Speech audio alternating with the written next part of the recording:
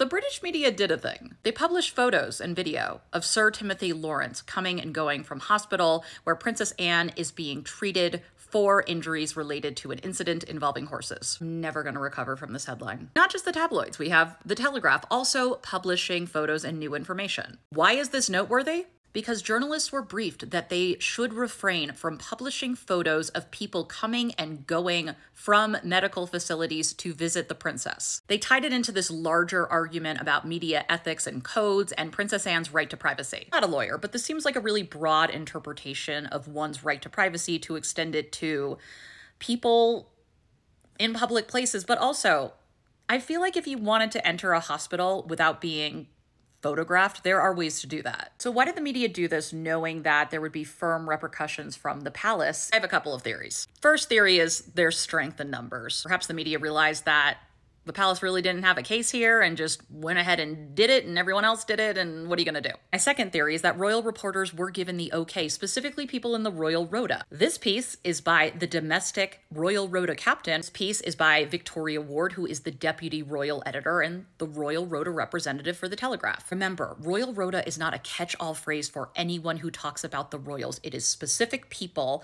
from hard copy circulating newspapers in the UK. There is very little wiggle room. There's maybe 10 or 12 people in total. Why might have Buckingham Palace given the okay? Because this doesn't help the whole, well, we didn't see visitors for Catherine because the media was respecting her privacy. You're not setting a precedent for that. You're actually just creating more questions. You're creating questions for Kensington Palace, not Buckingham Palace. Remember, they work in silos. This is about making your principal look good. And right now for King Charles, his slimmed down monarchy is a little tenuous, okay? Princess Anne, forgive this figure of speech. She is a workhorse. It's been a rough year health-wise for senior working royals. By showing Sir Timothy Lawrence all smiles, bringing her some of her favorite treats, she's resting up well, that puts people at ease. It also gives the British media something to report on because the other part of the problem is there's nothing to talk about.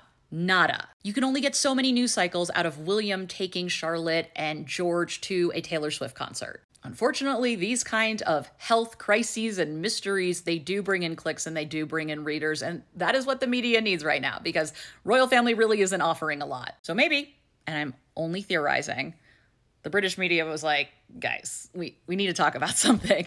And maybe this was the bone that they threw. Okay, get some pictures of Sir Timothy. Maybe if Zara and Mike come, you know, the Royal Rota in particular can run with that scoop and just give you something to talk about. I'm not suggesting foul play, but it does make it all the more stranger that we didn't have this kind of entrance and exit from Prince William when Catherine was in the hospital. I think it would have helped with some of the speculation. Granted, this is a different hospital, but we were told by the media that Prince William was visiting his wife and presumably he found a private entrance in which to go through, or someone worked out a deal with the media so that they wouldn't publish photos and they actually held to it. And we know from past events that William has had success doing that with the media. Whatever you think of the allegations involving the Marchioness of Cholmondeley, William's lawyers, Harbottle and Lewis, were able to send a letter to the media and get them to stop digging into the story, citing a human rights violation and a right to privacy.